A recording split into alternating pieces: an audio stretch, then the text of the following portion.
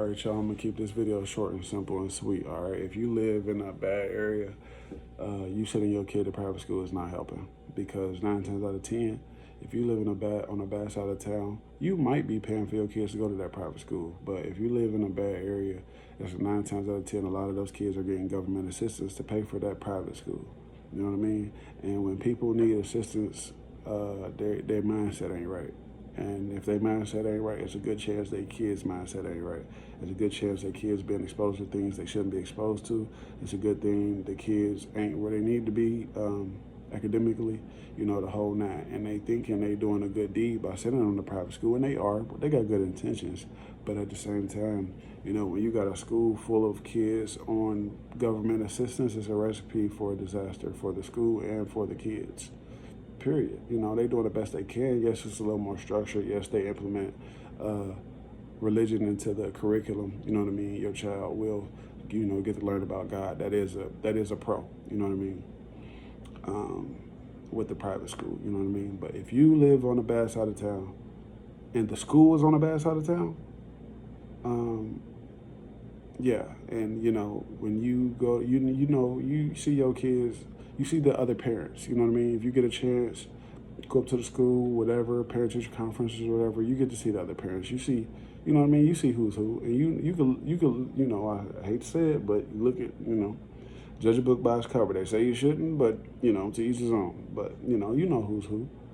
You know what I mean? And you take a conscious decision, and realize that, take a look at your kids' work. Should they be learning that at the grade level they at?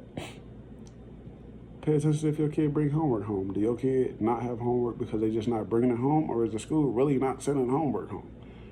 I've experienced experiences where the teacher the kids don't do it, so we stop sending it home. Or they'll have their big brother do it. They'll have their big sister do it. We know because we know the child's handwriting. You know what I mean? So we stop sending it home, And we don't want to discourage them.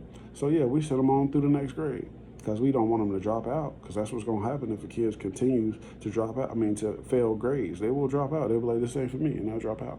And that's not good for the ratings of the school, because they got somebody to report to. They're trying to run a business, and if the government is providing a great substantial amount of their income, they have to withhold a standard that the government is satisfied with. So, they do what they do to skip the kids through, you know what I mean? But pay attention, evaluate it. See if it challenge me. See if I'm lying. Figure it out. If your child ain't coming home with no homework, if your child is doing work that don't fit their grade level, like why are y'all doing this easy stuff in the grade that you're in? Or, if your child doing some easy work that don't make sense, like when I was in 5th grade, we was doing way more than this. Like, what is this about? You're getting scammed. You're wasting your time. It's time to move to a better area.